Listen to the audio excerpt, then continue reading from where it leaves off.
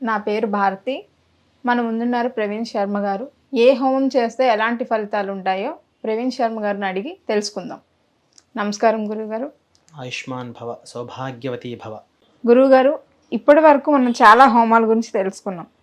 ఈ హోమాలు చేస్తున్నప్పుడు చాలామంది వాళ్ళ కంఫర్ట్ని బట్టి టైమింగ్స్ మార్చుకోవడము, హస్బెండ్ అండ్ వైఫ్ చేయాల్సిన వ్రతం చేయకపోవడం, హోమం లాంటివి చేయకుండా వాళ్ళకి ఇష్టం వచ్చినట్టు టైమింగ్ సెన్స్ మార్చేసుకుంటున్నారు. కంఫర్ట్. వాటి వల్ల లాభం పక్కన పెడితే నష్టాలు ఏమైనా వాళ్ళకి కలుగుతాయా? ఖచ్చితంగా దాని తాలూకా ఫలం అనేది మంచికి మంచి, చెడుకు చెడు. ప్రస్తుత సమాజంలో ధోరణి ఎలా తయారైందంటే, గురుగారు నేను 9 గంటలకు వెళ్ళిపోవాలి ఆఫీస్కి, గురుగారు నాకు బ్యూటీ పార్లర్కి టైం అయిపోయింది, గురుగారు నేను 5:30కే నేను డ్యూటీలకు వెళ్ళిపోవాలి, లేదా నా వ్యాపారం పోతుంది. మరి అలా చెయ్యాలనుకునేటప్పుడు మీరు అసలు ఆ హోమం చేయాలని ఆలోచన ఎందుకు పెట్టుకున్నారు? ఒకరోజు మీరు భగవంతుని కోసం మీరు కేటాయించలేరు? మొబైల్ పట్టుకుంటారు, అలాగ రీల్స్ చూస్తూ ఉంటారు. భగవంతుని దగ్గరికి వచ్చి 1 గంట సేపు ఉండలేరు? సినిమా థియేటర్కి వెళ్ళి 2:30 గంటలు 3:30 గంటలు మీరు సినిమాలు చూస్తారు. అయ్యో నెక్స్ట్ సీన్ అవుతుంది అంతే యాంగ్జైటీతో చూస్తారు. అదేవిధంగా ఇటు టీవీలోకి వస్తే సీరియల్ కతుకుపోతారు. కార్తీక్ దీపం నెక్స్ట్ ఎపిసోడ్ ఏమిటి, రేపటి భాగం. ఇంత ఆతృతగా ఉండేటప్పుడు మన కోసం, మన యొక్క కుటుంబంలోని ఉన్నతి కోసం చేసేటటువంటి హోమంలోని మనం ఆ ధ్యాస ఎందుకు పెట్టట్లేదు? శ్రద్ధయా ధ్యేయం. మనం శ్రద్ధ ఎంత పెట్టి చేస్తే మనం దేనికోసం చేస్తున్నాం ఆ టార్గెట్ అనేది మనం అధిగమిస్తాం, ఆ ప్రతిఫలం మనకు దొరుకుతుంది ఖచ్చితంగా. కానీ ఈ రోజుల్లో ఎవరు చేస్తున్నారు? 100కి 90% మంది ఎవరు కూడాను అంత శ్రద్ధగా కూర్చొని చేయట్లేదు. కూర్చుంటారు, హోమం ప్రారంభం అవడమే ఎప్పుడైపోతుందా అనే భావన తప్ప ఇంకా ఉందా, ఇంకా చేద్దామా అని భక్తి భావనతో ఎవరు కూర్చోట్లేదు. ఈ మధ్యకాలంలో నేను చూసేటువంటి ఈ 10 సంవత్సరాల్లోని ప్రతి ఒక్కరూ ఆ యొక్క ఆలోచన ధోరణితో ఉన్నారు తప్ప భక్తి, చిత్తశుద్ధి, భావము అని ఎవరు కూడాను ఈ హోమాలు ఏదో చేశాంలే, వాడు చేశాడు నేను చెయ్యాలి అనే ఆలోచనతో చేస్తున్నారు తప్ప భక్తి, నా యొక్క కుటుంబ ఉన్నతి, మేమిద్దరం అన్యోన్యంగా ఉండాలి, మా పిల్లలు బాగుండాలి, వాళ్ళ చదువులు బాగుండాలి, మా ఉద్యోగాలు బాగుండాలి, మంచి ప్రమోషన్స్ రావాలి అనే ఆలోచన ఉండేటప్పుడు భక్తిగా చేయాలి. చేయలేనప్పుడు చేసినా చెయ్యకపోయినా బూడిదలో పోసిన పన్నీరుతో సమానం. ఇకపోతే ఈ యొక్క హోమం చేసేటప్పుడు ద్రవ్యాలు అనేవి మనం అక్కడ వేయడం జరుగుతుంది. ఈ ద్రవ్యాలు అనేవి మనం చిత్తశుద్ధి లోపంతో మనం ఆ యొక్క ద్రవ్యాలు అందులో వేసినా సరే ఆ యొక్క హోమ ఫలితం అనేది మనకు రాదు. ఇకపోతే అదే ద్రవ్యాన్ని మనం ఆ అగ్నిహోత్రుడికి వేయకుండా మనం ఏదో ఏమర మాత్రంలో ఇలా వేసామనుకోండి, ఆ ద్రవ్యం హోమంలో కాకుండా బయటపడితే అవి భూతప్రేతాలకి అవి ఆహారంగా మారుతుంది. అవి మరి మనం ఏ భగవంతుడికి అయితే మనం ఆ యొక్క ఆవిర్భాగం ఇస్తున్నామో ఆ భగవంతుడికి వెళ్ళలేనప్పుడు మనం చేసే కామ్యం ఏదైతే కోరికతో చేస్తున్నామో మరి ఆ కోరిక తీరుతుందా? తీరదు. కాస్త ఉన్న నెగిటివ్ ఎనర్జీ అనేది మరి కాస్త పెరుగుతుంది.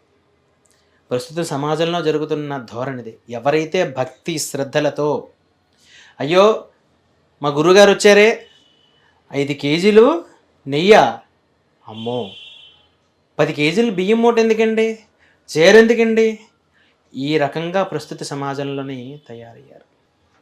అక్కడ కల్పంలో ఏదైతే చెప్పబడిందో అదే అక్కడికి వచ్చేటటువంటి ఆ యొక్క బ్రాహ్మణుడు ఋత్వికుడు చేస్తాడు. కానీ ఏదో లాభాపేక్షతోటి ఆ యొక్క బ్రాహ్మణుడు అక్కడ చేయడు.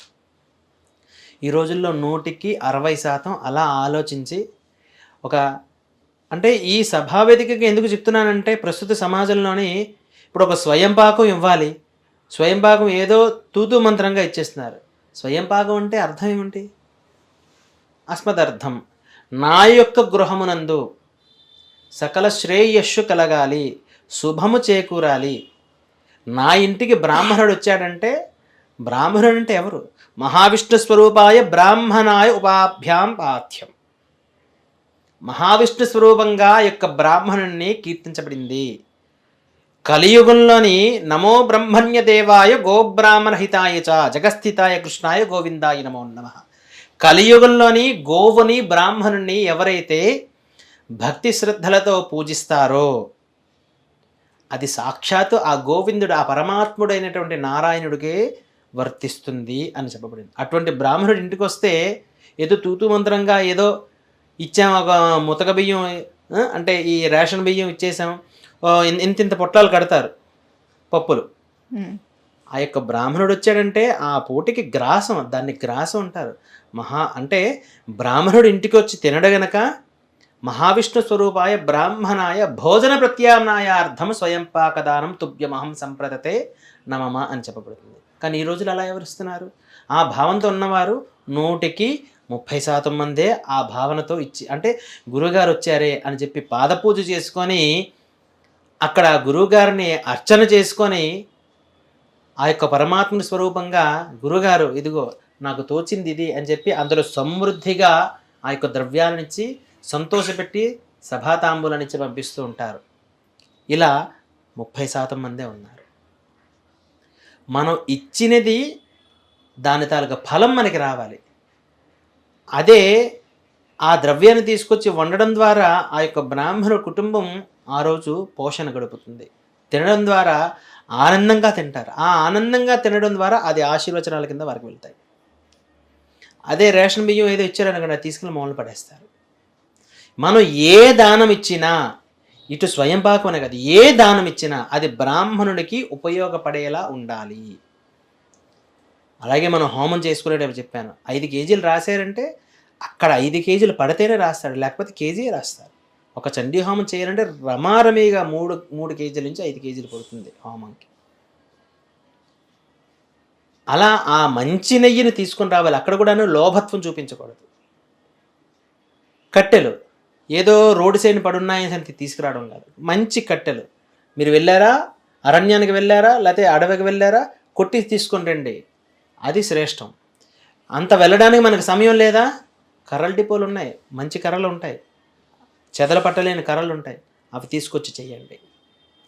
సత్పాత్ర ప్రయోగపూర్వకంగా ఎవరైతే యొక్క హోమాలు చేసుకొని ప్రాశ్చిత హోమాలు చేసుకున్న తర్వాత పూర్ణాహుతిని ఆ యజ్ఞహోత్రికి సమర్పిస్తారో ఆ యొక్క హోమం పరిపూర్ణమవుతుంది. పరిపూర్ణం అవ్వడం ద్వారా వారి యొక్క కామ్యము సిద్ధిస్తుంది. శుభం భూయాత్.